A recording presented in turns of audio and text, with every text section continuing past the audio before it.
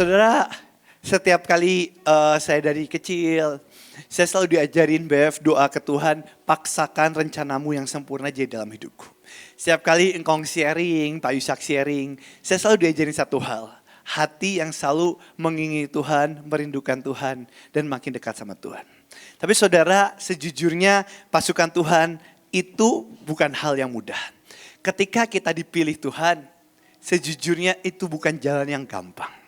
Saya sedang melihat pasukan-pasukan Tuhan di akhir zaman. Engkau adalah pilihan-pilihan Tuhan. Bilang ke kiri kanannya, kamu pilihan Tuhan. Bilang kiri kanannya, kamu utusan Tuhan. Boleh buka Yeremia 20 ayat 7. Sebelum saya mau sharing, tapi saya tahu ini gak buat semua. Tapi saya tahu buat engkau yang hatimu lagi dibakar sama Tuhan. Yeremia 20 ayat 7. Lihat perkataan nabi besar yang diutus Tuhan dan dipakai oleh Tuhan. Firman Tuhan berkata, Allah Tuhan adalah api yang menghanguskan. Itu my set the fire in my heart. Dia adalah api yang menghanguskan. Dia bukan cuma api, dia api yang apa? Dia api yang apa? Tuhan adalah api yang menghanguskan. Lihat Yeremia 20 ayat 7. Taruh tanganmu di hatimu. Katakan dengan iman, katakan dengan pengharapan, katakan dengan seluruh yang ada padamu. 1, 2, 3, engkau.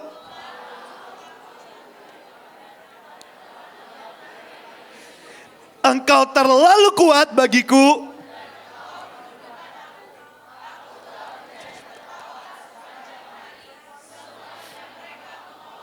Lihat, siapa pilihan Tuhan, siapa utusan Tuhan. Saudara lihat ini. Ini yang disebut penetapan Tuhan dan ini yang disebut paksaan Tuhan. Hidup sama Tuhan yang paling indah adalah hidup dalam penetapan Tuhan. Tuhan menetapkan langkah-langkah orang yang hidupnya apa? Berkenan kepadanya. Orang bisa hidup dalam kehendaknya sendiri. Orang bisa hidup dalam dagingnya sendiri. Tapi hidup yang paling dahsyat adalah hidup yang berdasarkan penetapan Tuhan. Saudara, setiap kita punya destiny. Siapa yang mau hidupnya destiny-nya tuntas di hadapan Tuhan? Kalau destiny kita udah tuntas, Bevi sudah gak ada di sini. Saya udah ada di surga. Saya cuma sementara di sini. Dunia ini cuma sempat daging ini fana. Waktu tugas saya selesai, saya udah di surga. Saya ngeliat saudara dari surga. Kalau tugas saya udah selesai. Destiny kita itu apa sih? Orang sampai puncak itu ketika orang sampai destiny. Tapi pertanyaannya, apa itu destiny? Destiny adalah kehendak Tuhan. Itu makanya firman Tuhan berkata, Daud melakukan kehendak Tuhan pada zamannya. Ketika seseorang melakukan kehendak Tuhan, di situ seseorang sedang melakukan destiny-nya. Tapi pertanyaannya, gimana caranya kita tahu kehendak Tuhan? Itu makanya lagunya, ku lepas semua hakku untuk mengenal kehendak-Mu dalam hidupku. Kapan kita mulai tahu kehendak Tuhan? Ketika kita mulai melepas hak kita dan mulai menyalipkan daging kita. Saya mau sharing tentang seseorang nabi besar. Pada zamannya yang melakukan kehendak Tuhan. Tapi lihat jeritan hatinya. Engkau telah membujuk aku Tuhan. Engkau membiarkan diriku dibujuk. Lihat ini. Engkau terlalu kuat bagiku. Siapa yang bisa ngalahin Tuhan? Engkau menundukkan aku. Aku telah menjadi tertawan sepanjang hari. Semuanya mengolok-olokkan aku. Lihat ini. Orang yang hidup dalam penetapan Tuhan. Hal pertama yang dia harus laluin. Dia harus melalui penyalipan daging. Lihat ayat 8. Lihat apa yang dagingnya katakan. Lihat Yeremia 20 ayat yang ke-8. Kita baca sama-sama. 1, 2, 3 sebab.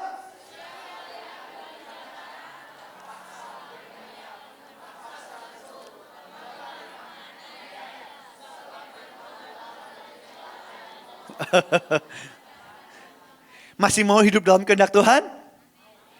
Saudara, itu makanya kenapa banyak orang bertanya, Bev, kenapa ya aku makin serius sama Tuhan, kok masalah makin banyak.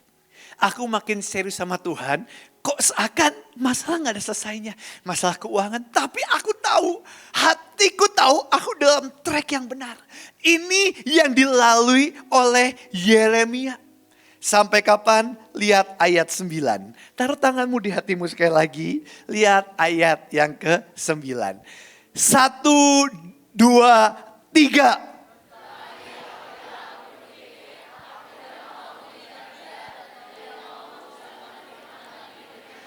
Maka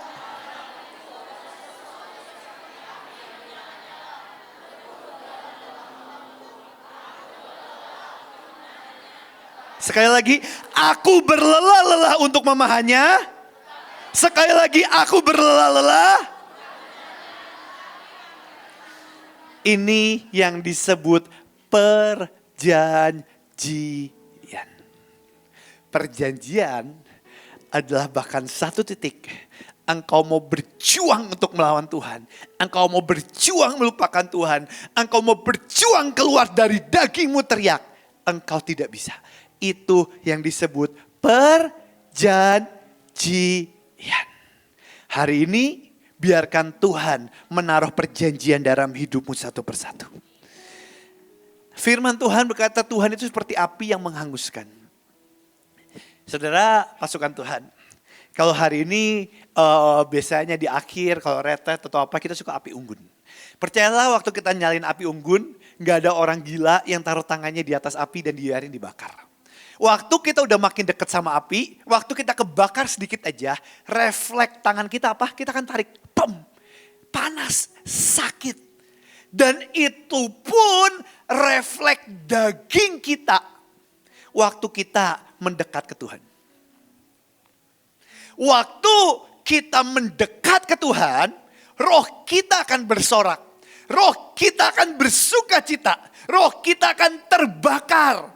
Tapi refleks daging kita akan menjauh dan berteriak, jangan. Itu makanya waktu seorang serius sama Tuhan, akan ada dua pertentangan dalam hatinya. Yang satu berkata, aku mau mendekat karena aku tahu dia adalah segalanya. Tapi di belakang ada yang berusaha menarik dan berkata, jangan. Itu akan menyakitkan. Itu akan menghanguskan. Dan memang itulah perjalanan kita sama Tuhan. Itu makanya apa itu lawatan? Lawatan ketika Tuhan beracara. Tapi kapan api itu bisa membakar mezbah? Ketika kita berdiri di atas mezbah dan kita biarkan diri kita dibakar. Tapi itu akan sangat menyakitkan. Hari ini,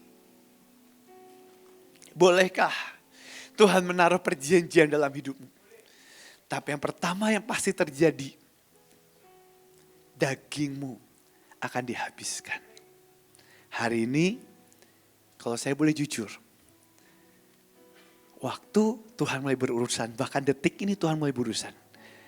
Engkau keluar dari sini, semua daging yang kau hadapin, biarkan Tuhan bantai sampai habis. Dan lucunya Tuhan, kalau engkau orangnya mata duitan, Tuhan akan sodorkan uang. Engkau mata keranjang, Tuhan akan sodongkan. Engkau gampang marah, Tuhan sodorkan. Lucunya Tuhan itu kalau orang makin takut dia makin sodorkan. Kenapa? Karena Tuhan mau bantai habis. Tuhan mau bantai habis. Buat apa? Biar kehendak Tuhan terlaksana dalam hidupmu. Biar kehendak Tuhan terlaksana dalam hidup. Oke, sekarang saya baru mau mulai sharing. Semua siap? Pasukan Tuhan siap? Masih haus dan lapar? Masih haus dan lapar? Oke, PPT-nya boleh mulai. Kehendak Tuhan harus terlaksana dalam hidupmu. Dan gak boleh ada satu pun di sini yang selesai tanpa destiny yang kau selesaikan. Kita akan pulang ke surga sebagai pasukan yang penuh dengan kemenangan.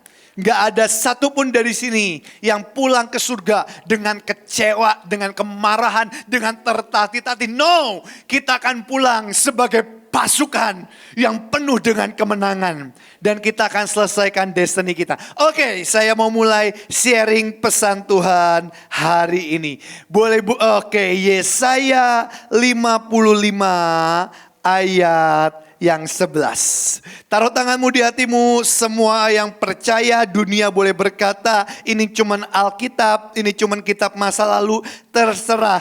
Tapi yang saya tahu, yang Tuhan katakan itu terjadi, ya dan amin. Dan itu pasti terjadi dalam hidup kita. Firman Tuhan berkata iman timbul dalam pendengaran. Pendengaran akan apa? Firman Allah. Hari ini semua yang Tuhan ucapkan yang berasal dari hatinya akan jadi dalam hidup kita. Waktu firman Tuhan itu ditulis, Tuhan sudah siapkan itu ribuan tahun ke depan. Akan ada Bevis, akan ada saudara yang membaca pesan ini. Dan ini terjadi dalam hidup kita. Engkau yang percaya, taruh tanganmu di hatimu. Katakan dengan iman, itu akan terjadi dalam hidupmu. 1, 2, 3, demikianlah. Iya. Tetapi ia dan akan sekali lagi 1, 2, 3 demikianlah.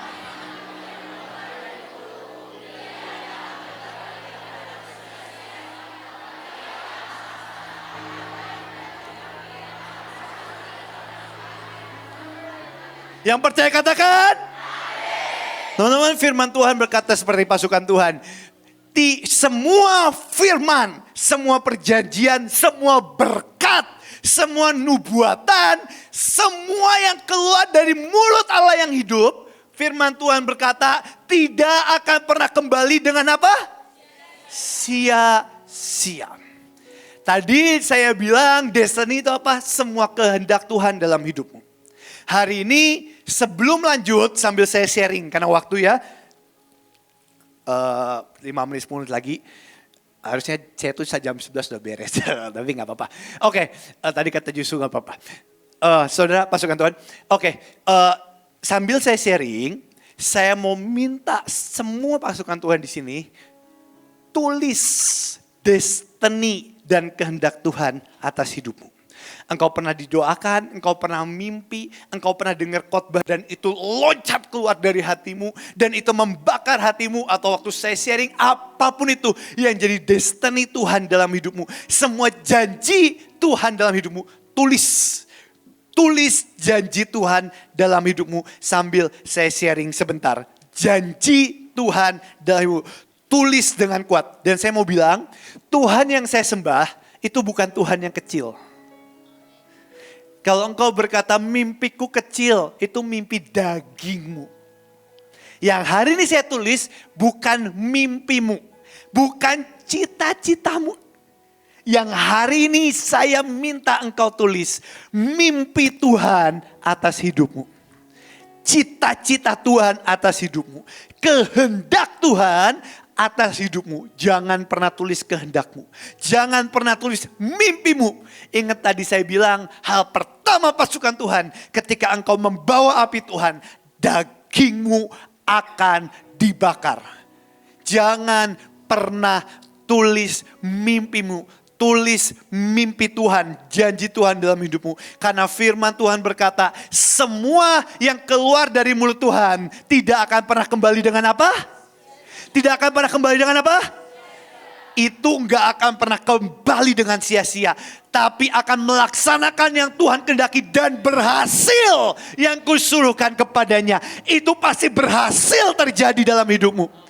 Hari tulis dengan iman semua janji Tuhan dalam hidupmu. Dan saya mau bilang mimpi Tuhan gak pernah kecil. Kalau yang engkau tulis itu kecil, kemungkinan besar itu mimpi dagingmu sendiri.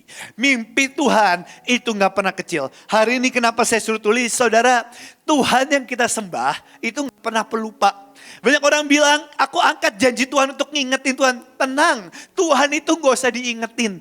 Janji yang dia ucapkan, Tuhan itu gak pernah ingkar janji, dia gak pernah pelupa. Tapi seringkali manusia kita yang pelupa dan belum siap. Hari ini saya mau minta engkau tulis, bukan buat ngingetin Tuhan. Tapi saya mau buat imanmu bangkit. Karena apa yang Tuhan ucapkan tidak akan pernah kembali dengan apa? sia-sia. Oke, next slide. Sambil saya sharing ya. Teman-teman bisa tulis, habis akhir nanti diangkat. Nanti dilanjutin yang lain. Saya mau sharing simple tentang seorang bapak kita. Kakek buyut kita semuanya. Saudara keturunannya, saya juga keturunannya. Bapak orang beriman. Hari ini tentang janji Tuhan atas seorang yang bernama Abraham. Lihat janji Tuhan kepada seorang yang bernama Abraham. Lihat ketika Tuhan udah ngucapin janji. Kita baca sama-sama ya, Kejadian 15 ayat 4 sampai 5. 1, 2, 3. Tetapi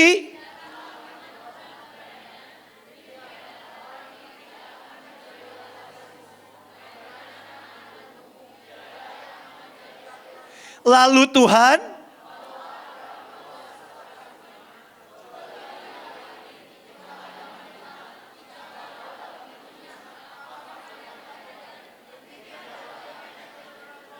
lihat, hari itu Abraham bilang buat apa semuanya ini. Dan Tuhan berjanji. Hari itu, zaman itu yang paling berharga itu keturunan. Di situ Abraham udah gak bisa punya keturunan, dagingnya udah gak bisa. Itu makanya saya mau bilang, tulis yang dagingmu menjerit. Kalau engkau baca mimpi Tuhan dalam hidupmu dan dagingmu belum menjerit, kau belum sampai rencana Tuhan yang sempurna. Karena ketika Tuhan bawa hidupmu dalam rencana yang Tuhan sempurna, percayalah daging kita menjerit. Hitungan kita gak sampai. Pertanyaannya kenapa?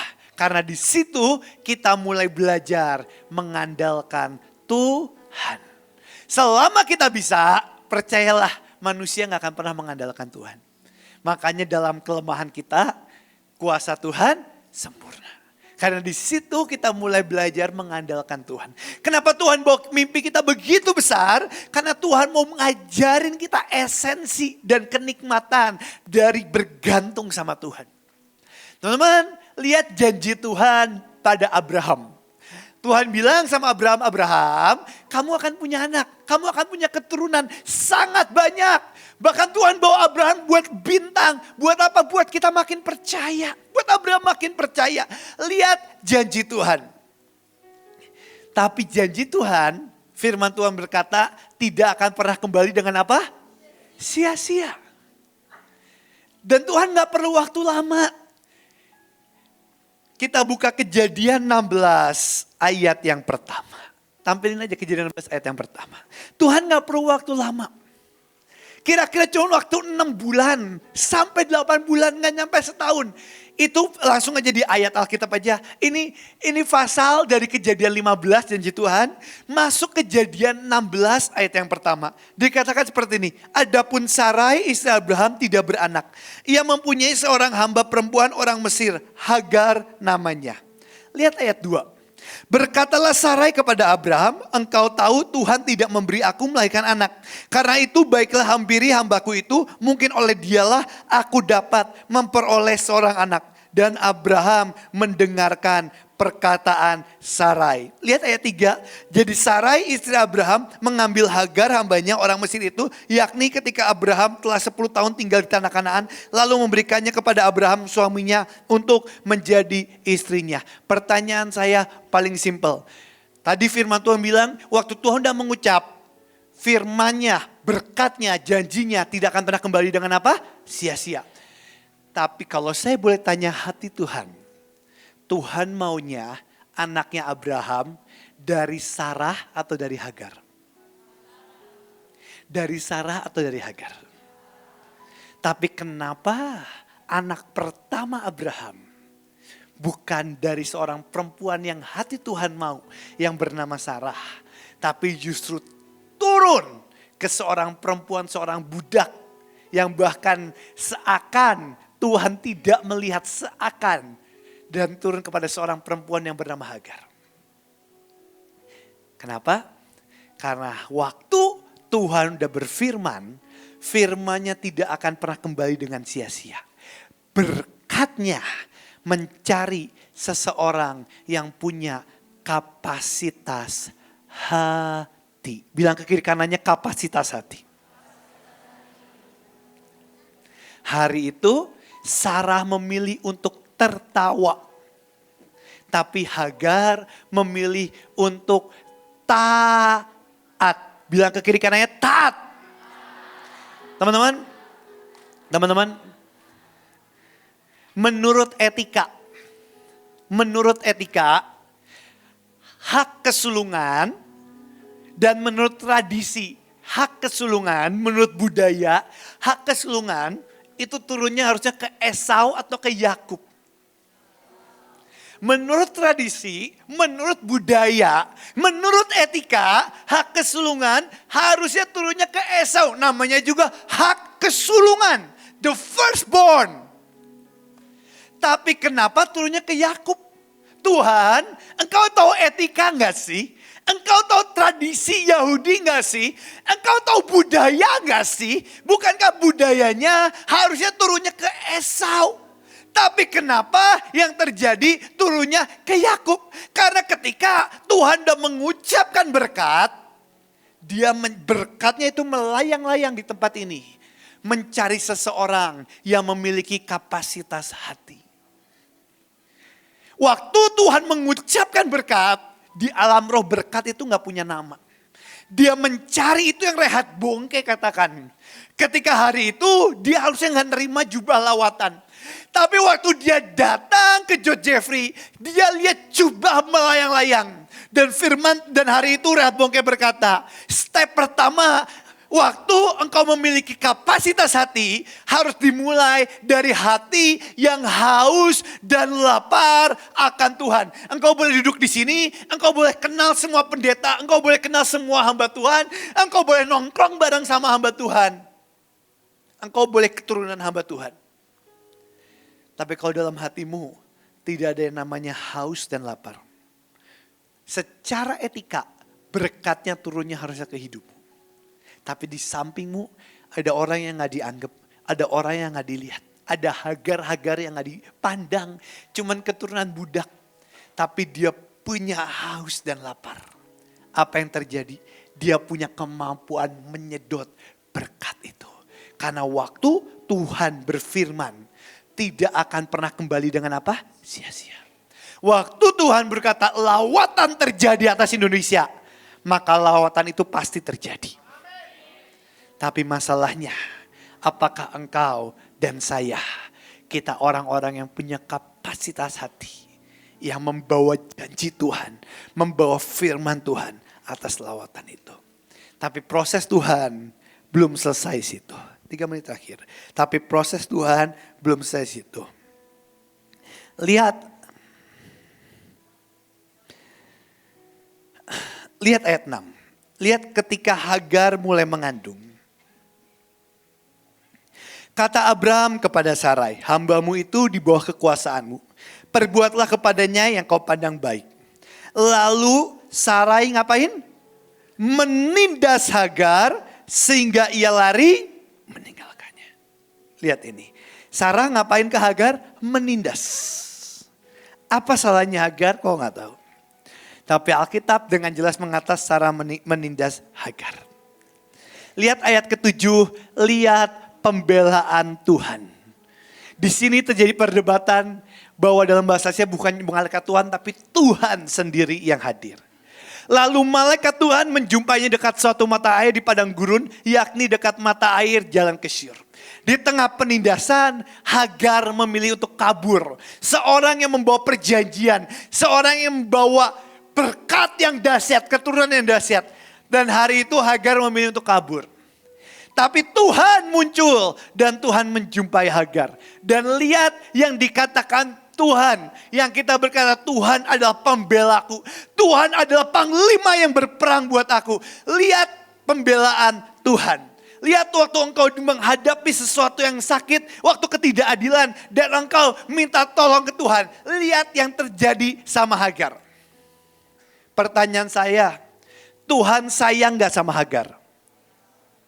Tuhan sayang gak sama Hagar? Tuhan peduli gak sama Hagar? Tapi lihat ayat yang ke-8. Katanya, lihat pertanyaan Tuhan. Hagar apa? Tuhan itu kalau nyinggung gak pernah setengah-setengah.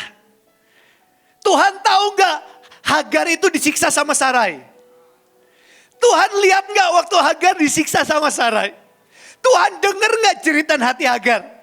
Tapi lihat perkataan Tuhan. Hagar, dia nggak bilang Hagar doang. Dia bilang Hagar apa?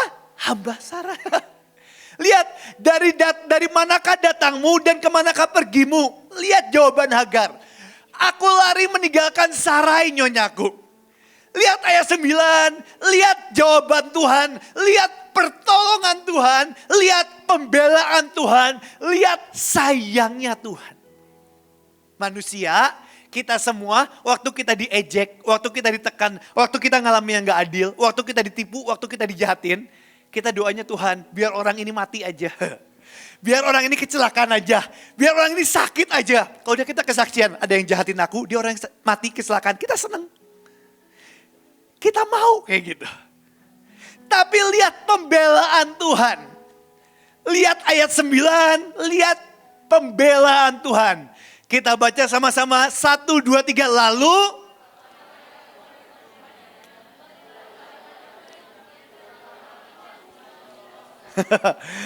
Kembalilah kepada nyonyamu. Dan Tuhan gak pernah setengah-setengah. Tuhan gak nyumputin, Tuhan tuh apa adanya. Lihat kata Tuhan, biarlah apa? Engkau dia ngapain? Lihat Tuhan yang kita sembah. Tuhan yang dia bilang sayang sama kita. Yang katanya dia tahu setiap helai rambut kita. Lihat Tuhan bilang apa? Kembali biarlah engkau diapain? Tuhan gak bilang biarlah engkau berkuasa. Biarlah engkau tundukkan Sarai. Enggak. Biarkan engkau gantikan posisi Sarai. Enggak. Lihat lucunya Tuhan berkata biarlah engkau diapain? Ditindas. Lihat tapi lihat bukti cintanya Tuhan sama Hagar. Lihat ayat 10. Lalu kata malaikat Tuhan kepadanya, aku akan membuat sangat banyak sehingga tidak dapat dihitung. Karena perkataan ini pernah Tuhan ucapin ke siapa? Abraham. Di Kejadian 15, 8 bulan yang lalu. Perjanjian itu disedot sama Hagar. Tapi lihat apa yang Tuhan lakukan. Tuhan bilang ke Hagar, kembali biarkan engkau diapain? Ditindas. Saya mau tutup dengan ini, habis itu kita doa. Nanti yang lain lanjutin. Tuhan sayang gak sama saudara? Sayang. Tuhan sayang gak sama Hagar? Sayang. Tapi Tuhan tidak pernah mau engkau mengentertain egomu. Manusia berpikir egonya adalah Tuhannya. Waktu Tuhan mau mencurahkan berkat, untuk berkat jadi daging, janji Tuhan menjadi daging, perlu ada satu hal yang disebut kapasitas. Kapasitas apa? Hati. Dan kapan kapasitas hati itu bisa terjadi? Waktu kita mengalami pendidikan. Hari itu Hagar disuruh kembali untuk disiksa. Kenapa? Karena Tuhan mau perjanjian Tuhan turun atas Hagar. Tapi ada satu yang harus disalipin. Itu egonya. Teman-teman, apa yang membedakan Yudas dan Petrus? Petrus menjual Tuhan, menyangkal Tuhan. Yudas menyangkal Tuhan, menjual Tuhan. Petrus gak ngakuin Tuhan, Yudas gak ngakuin Tuhan. Yudas menjual Tuhan, tanpa sadar Petrus pun menjual Tuhan. Apa yang membedakan Yudas dan Petrus? Waktu ayam berkokok, Petrus merasa bersalah. Waktu Yudas nerima uang, Yudas merasa bersalah. Itu makanya disebut hakal damah atau uang darah. Dua-duanya hatinya hancur. Dua-duanya ngerasa bersalah. Tapi yang ngebedain apa? Yang ngebedain Yudas. Dia gak pernah bisa menaklukkan egonya. Dia sibuk dengan rasa bersalahnya. Dan dia pilih menggantung diri. Tapi Petrus, dia gantungkan egonya. Dia salibkan egonya. Di tengah rasa bersalahnya, dia datang dengan lututnya ke hadapan Tuhan. Hari ini, waktu engkau ngalamin ketidakadilan seperti Hagar, itu bagus. Engkau ngalamin ketidakadilan, penyiksaan. Mungkin kau dilecehkan, dihina, dijelekin. Karaktermu dibunuh, engkau dihianatin. Itu bagus. Karena Tuhan lagi mempersiapkan kapasitas hati. Untuk apa? Untuk janji Tuhan terlaksana dalam hidupmu. Hari ini, setiap janji Tuhan, itu gak pernah murahan. Dan perkataannya gak akan pernah kembali sia-sia. Tapi yang Tuhan harus siapkan adalah kapasitas hati. Setiap janji Tuhan yang kau tulis hari ini, coba engkau tanya ke Tuhan, didikan dan kapasitas hati apa yang akan aku jalanin.